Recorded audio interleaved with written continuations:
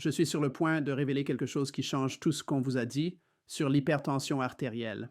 Je suis Dr. Curtis Langlotz et après 28 ans en tant que cardiologue, j'ai examiné des milliers d'artères endommagées. J'ai tenu des vaisseaux sanguins calcifiés dans mes mains pendant une chirurgie. J'ai vu ce que l'hypertension fait réellement à votre système cardiovasculaire au niveau cellulaire et je peux vous dire avec une certitude absolue que presque tout ce qu'on vous a dit sur le traitement de l'hypertension artérielle est faux. On vous a dit que l'hypertension est un problème de plomberie, trop de liquide dans les tuyaux. Votre médecin vous dit de réduire le sel, de prendre un diurétique, le diurétique élimine le liquide, votre tension artérielle baisse, problème résolu. Sauf que ce n'est pas résolu.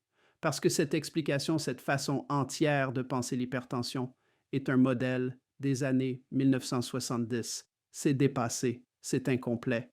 Et cela vous maintient malade pendant que vos artères pourrissent silencieusement de l'intérieur. La vérité, c'est bien plus complexe et bien plus importante. L'hypertension ne concerne pas la quantité de liquide dans vos tuyaux. Elle concerne les tuyaux eux-mêmes. Vos artères ne sont pas juste pleines. Elles sont endommagées, elles sont rigides. Elles ont subi des changements structurels au niveau microscopique qu'aucune pilule pour la tension ne peut réparer. Quand j'examine des artères pendant une chirurgie, je vois cela immédiatement. Une artère saine rebondit quand vous la touchez. Elle est élastique, flexible, vivante. Mais une artère hypertendue craque. Elle ne rebondit pas. Elle est rigide, calcifiée. Parfois, je peux à peine passer une aiguille chirurgicale parce que les parois se sont transformées en béton. Cette rigidité, ces dommages structurels, c'est ce qu'est réellement l'hypertension. Et voici ce que personne ne vous dit. Les pilules ne réparent pas la rigidité. Les pilules gèrent le relevé de pression sur votre moniteur. Elles manipulent le volume liquidien ou le tonus vasculaire pour faire baisser les chiffres, mais elles ne réparent pas les dommages structurels. Elles ne restaurent pas l'élasticité. Elles ne guérissent pas la paroi vasculaire. Elles mettent un pansement sur un problème qui nécessite une reconstruction cellulaire. À la fin de cette vidéo, vous comprendrez exactement comment inverser réellement ces dommages. Vous comprendrez les 3 mécanismes cachés qui ont créé votre hypertension en premier lieu, des mécanismes que votre médecin n'a jamais expliqués parce que la plupart des médecins ne les comprennent pas. Et vous comprendrez le protocole en 4 étapes pour inverser les dommages, pas les gérer, pas les contrôler, les inverser. Ce n'est pas de la théorie. C'est de la biologie cellulaire. C'est ce que j'ai vu fonctionner chez des patients à qui on avait dit qu'ils seraient sous médicaments à vie. Restez avec moi parce que ce que vous êtes sur le point d'apprendre pourrait vous libérer des médicaments pour la tension à jamais. Commentez votre relevé de tension artérielle actuelle maintenant. Les 2 chiffres. Je veux voir à quoi nous avons affaire. Commençons par ce qu'est réellement l'hypertension au niveau cellulaire. Vos artères ne sont pas de simples tuyaux. Ce sont des structures vivantes complexes composées de 3 couches. La couche la plus interne, celle qui touche votre sang, s'appelle l'endothélium. C'est une seule couche de cellules plus fines qu'un mouchoir en papier qui tapisse chaque vaisseau sanguin de votre corps. Cette couche n'est pas juste une barrière, c'est un organe actif. Elle produit des substances chimiques qui contrôlent le flux sanguin, empêchent la coagulation, régulent l'inflammation et maintiennent vos vaisseaux en bonne santé. Quand votre endothélium est sain, votre tension artérielle est normale. Quand votre endothélium est endommagé, l'hypertension se développe. Mais voici quelque chose que la plupart des médecins ne savent pas. L'endothélium lui-même a un revêtement protecteur, une couche microscopique appelée glycocalyx. Pensez-y comme un revêtement téflon à l'intérieur de vos artères. Ce revêtement est fait de molécules de sucre et de protéines. Il ne fait que quelques micromètres d'épaisseur. Vous ne pouvez pas le voir à l'œil nu, mais c'est l'une des structures les plus importantes de votre système cardiovasculaire. Le glycocalyx crée une surface lisse et glissante qui permet au sang de circuler sans friction. Il empêche les molécules inflammatoires d'atteindre la paroi vasculaire. Il détecte le flux sanguin et signale à l'endothélium de libérer de l'oxyde nitrique, un gaz qui maintient les vaisseaux détendus et ouverts. Quand votre glycocalyx est intact, vos vaisseaux restent sains et flexibles. Votre tension artérielle reste normale. Mais quand le glycocalyx est endommagé, tout s'effondre. Et voici ce qui l'endommage. Glycémie élevée, inflammation chronique, tabagisme, stress oxydatif. Ces facteurs détachent le glycocalyx comme de l'acide dissolvant du téflon. Une fois qu'il est parti, votre paroi vasculaire est exposée. Les molécules inflammatoires s'attachent à l'endothélium. Les globules blancs collent à la paroi. Le cholestérol, LDL, pénètre le vaisseau. La plaque commence à se former. L'endothélium arrête de produire de l'oxyde nitrique. Vos vaisseaux se contractent. Ils deviennent rigides. Votre tension artérielle monte. C'est le premier mécanisme de l'hypertension, la destruction du glycocalyx. Et voici le point critique. Aucun médicament pour la tension ne répare le glycocalyx. Les inhibiteurs de l'ECA ne le réparent pas. Les inhibiteurs calciques ne le réparent pas. Les diurétiques, certainement pas. Ils gèrent la pression, mais les dommages sous-jacents demeurent. Donc, votre tension artérielle peut être contrôlée sous médicaments, mais vos vaisseaux sont toujours endommagés, toujours vulnérables, progressant toujours vers un AVC ou une crise cardiaque. C'est pourquoi les gens sous médicaments pour la tension ont encore des événements cardiovasculaires. Le médicament traite le symptôme, pas la cause. Laissez-moi vous parler de Richard. Il avait 69 ans, il prenait 3 médicaments pour la tension depuis 9 ans. Amlodipine, lisinopril, hydrochlorothiazide. Sa tension artérielle était bien contrôlée à 126 sur 80. Son médecin était ravi. Richard se sentait bien. Puis un matin, il a eu une crise cardiaque. Pas massive, modérée, mais suffisante pour le mettre à l'hôpital pour une intervention d'urgence. Quand ils ont examiné ses artères coronaires, le problème était évident. Ses artères étaient calcifiées, rigides. Les parois étaient comme de la pierre. Les 9 années de Richard sous médicaments pour la tension lui avaient donné, à lui et à ses médecins, un faux sentiment de sécurité. Ils pensaient que contrôler le chiffre signifiait contrôler la maladie. Ils avaient catastrophiquement tort. La maladie avait progressé silencieusement tout le temps, pendant que tout le monde célébrait ses relevés de tension parfaits. Commentez contrôlé mais inquiet si vous êtes sous médicaments pour la tension et vous vous demandez si la même chose pourrait vous arriver. Je dois voir combien de personnes sont dans cette situation. Cela nous amène au deuxième mécanisme, la rigidité artérielle. C'est celui que la plupart des médecins ratent complètement. Ils se concentrent sur vos chiffres de tension, 120 sur 80, 140 sur 90. Mais ils ignorent si vos artères sont rigides ou flexibles, et cela compte plus que les chiffres eux-mêmes. Voici pourquoi. La tension artérielle a 2 chiffres, systolique sur diastolique. La systolique est la pression quand votre cœur se contracte. La diastolique est la pression quand votre cœur se détend. Chez une personne saine avec des artères flexibles, ces chiffres peuvent être 120 sur 80. La différence entre eux est 40. Cette différence s'appelle la pression pulsée. La pression pulsée vous renseigne sur la rigidité artérielle. Une pression pulsée normale est de 40 à 50, mais à mesure que vos artères se raidissent, quelque chose de spécifique se produit. Votre pression systolique monte pendant que votre pression diastolique reste la même ou même baisse. Vous pourriez vous retrouver avec une tension de 158 sur 68. La systolique est élevée. La diastolique est en fait basse, mais la pression pulsée est de 90. Cette pression pulsée large au-dessus de 60 me dit que vos artères sont rigides et calcifiées. Votre aorte a perdu son élasticité. Voici ce qui se passe mécaniquement. Quand votre cœur se contracte, il éjecte du sang dans votre aorte. Dans une aorte saine et flexible, le vaisseau se dilate pour absorber une partie de cette pression. Il agit comme un amortisseur, maintenant votre pression systolique modérée. Puis quand votre cœur se détend, l'aorte recule, comprimant le sang vers l'avant, et maintenant votre pression diastolique. Mais quand votre aorte est rigide, elle ne peut pas se dilater. Elle ne peut pas absorber la pression. Donc toute la force de la contraction de votre cœur frappe directement vos vaisseaux. Votre pression systolique monte en flèche. Puis quand votre cœur se détend, l'aorte rigide ne peut pas reculer. Votre pression diastolique baisse. Le résultat est une pression pulsée large et ce schéma prédit mieux l'AVC et la crise cardiaque que les chiffres individuels eux-mêmes. Une personne avec une tension de 156 sur 98 a une pression élevée mais une rigidité artérielle relativement normale. La pression pulsée est de 58. Une personne avec une tension de 156 sur 68 a la même systolique, mais une rigidité artérielle sévère. La pression pulsée est de 88. La deuxième personne est à beaucoup plus haut risque, même si sa diastolique semble meilleure. Mais la plupart des médecins ne calculent pas la pression pulsée. Ils voient juste une systolique élevée et prescrivent un médicament. Ils ratent complètement le problème sous-jacent. Qu'est-ce qui cause la rigidité artérielle? Votre paroi artérielle a trois couches.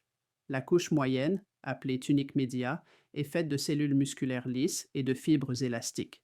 Cette couche donne à vos artères leur flexibilité.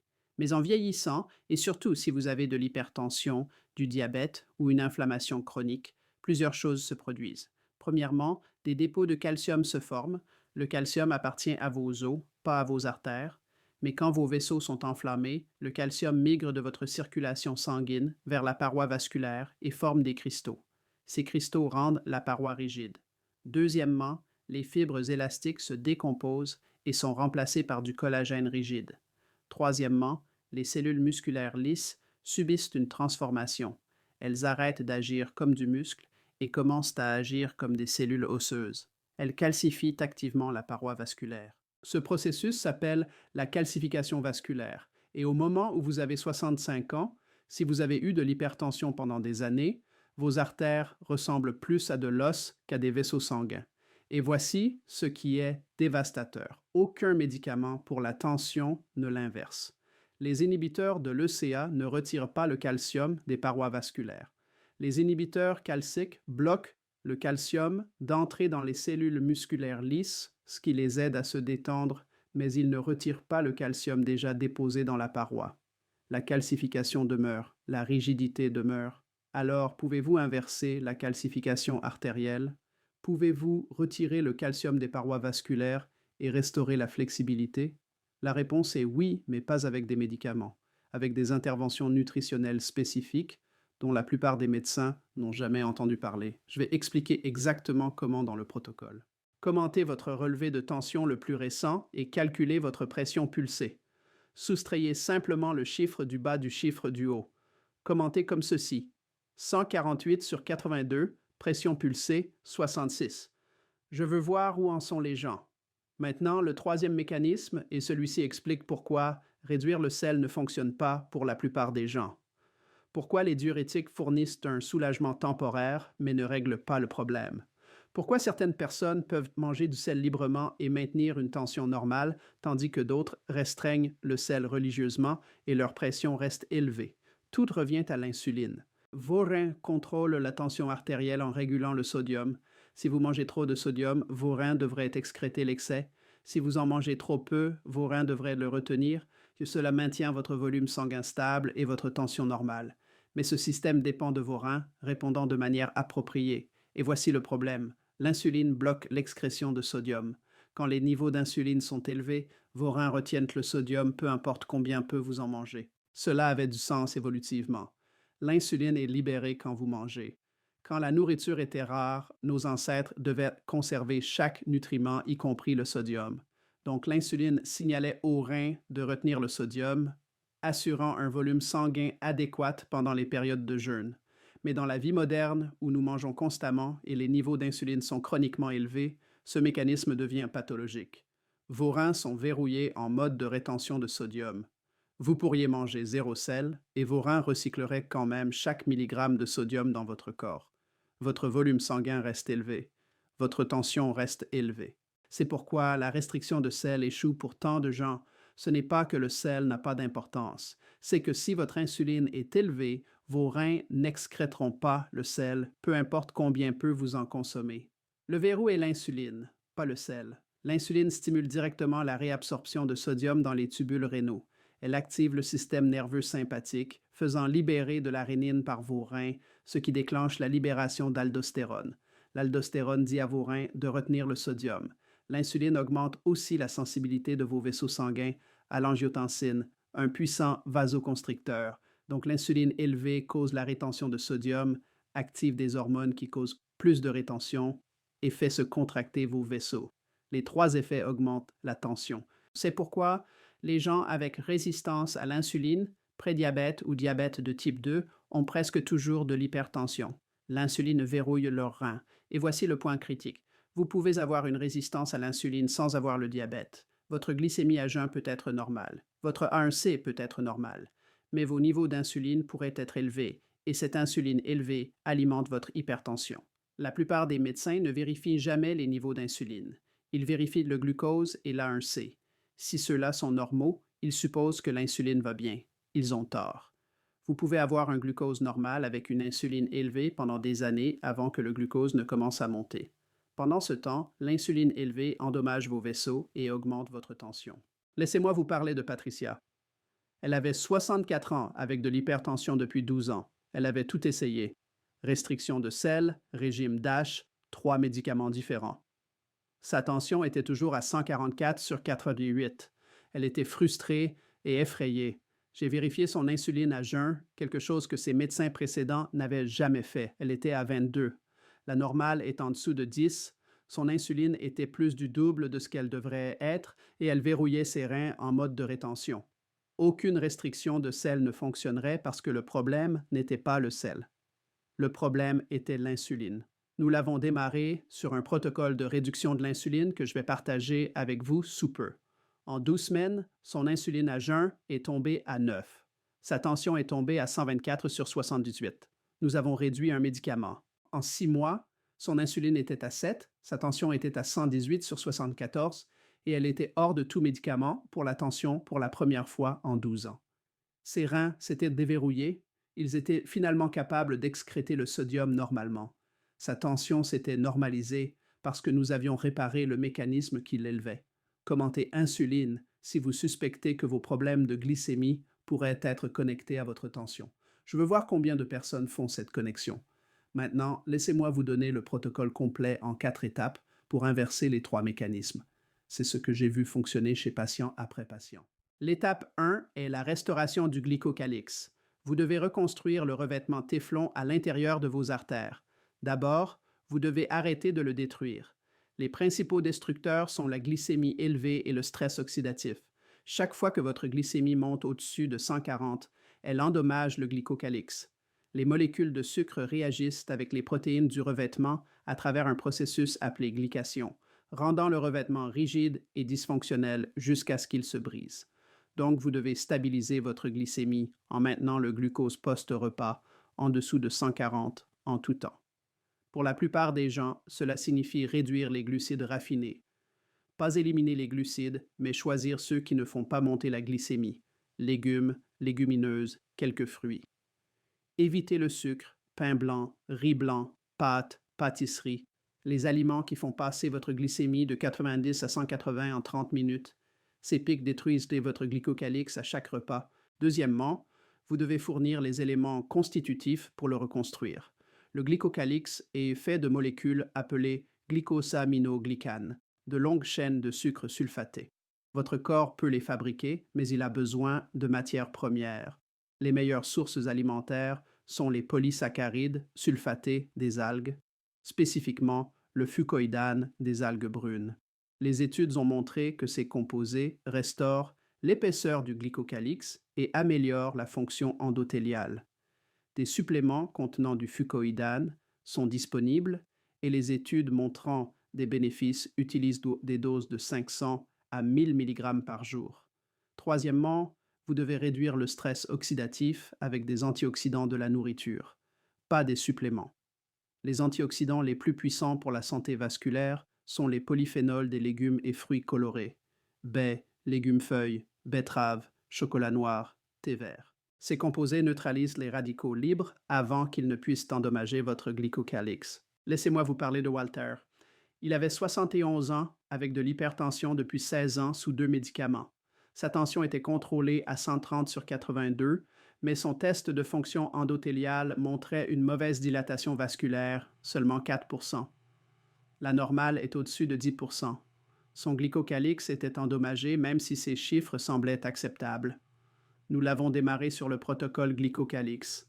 Éliminer les glucides raffinés, ajouter du fucoïdane 1000 mg par jour, augmenter les aliments riches en polyphénol avec une tasse de baie et 2 tasses de légumes-feuilles chaque jour.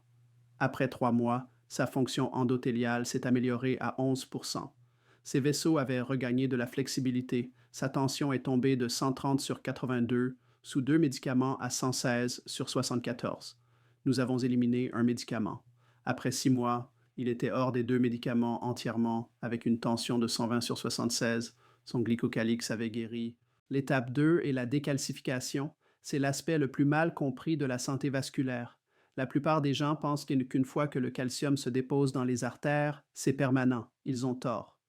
Le calcium peut être retiré, mais seulement si vous comprenez le mécanisme. Le calcium ne se dépose pas au hasard dans vos vaisseaux.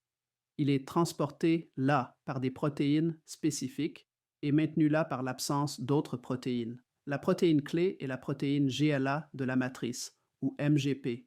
Cette protéine agit comme un agent de circulation disant au calcium où aller.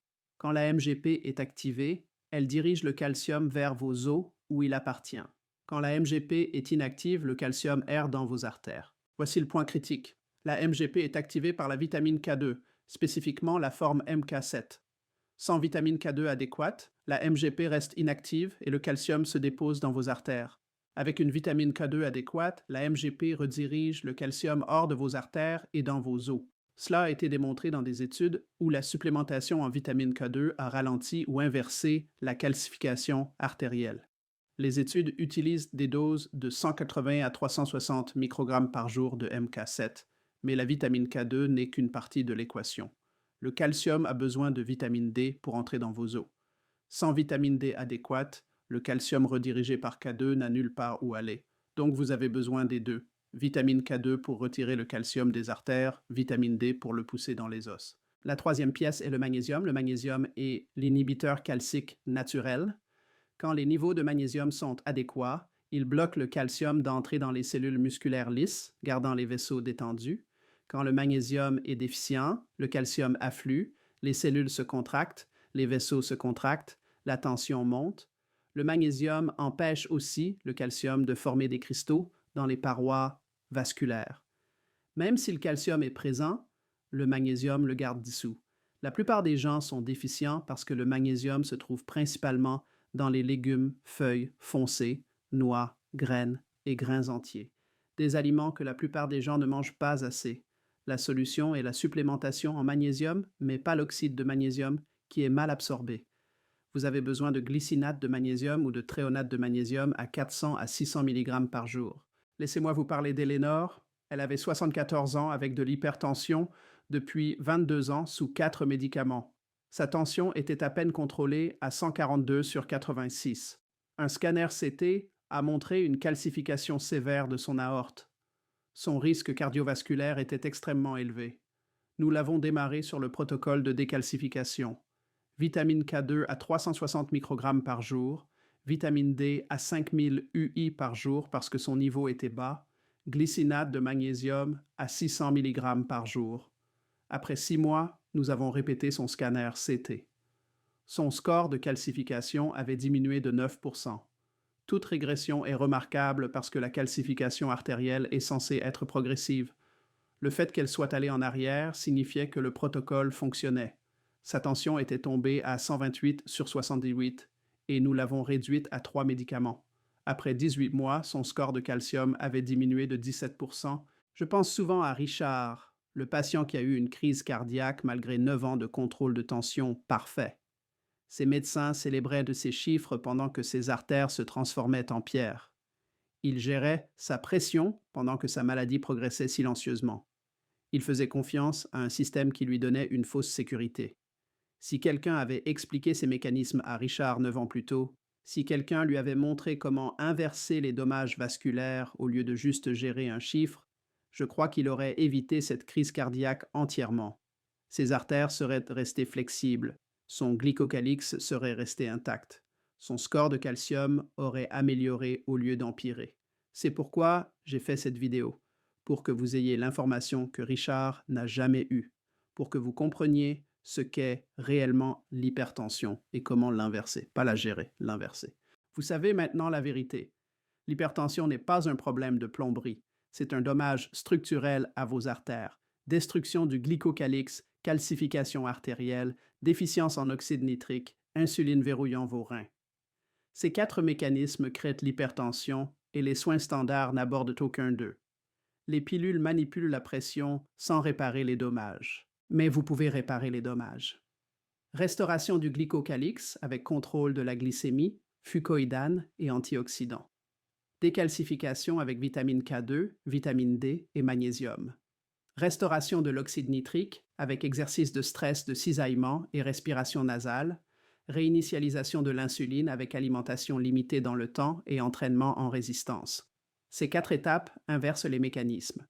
Quand vous inversez les mécanismes, la tension se normalise d'elle-même, pas parce que vous la forcez à baisser avec des médicaments, mais parce que vous avez réparé votre système vasculaire. Si cette vidéo vous a ouvert les yeux sur ce qu'est réellement l'hypertension et comment l'inverser, partagez-la avec quelqu'un que vous aimez qui lutte avec la tension. Partagez-la avec votre conjoint, vos parents, vos frères et sœurs, quiconque sous médicament pour la tension à qui on a dit qu'il serait sous pilule à vie. Cette information pourrait changer leur avenir.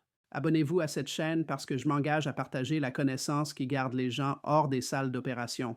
Laissez un commentaire me racontant votre histoire de tension. Avez-vous été surpris d'apprendre que les médicaments ne réparent pas les dommages sous-jacents? Quelle étape allez-vous commencer?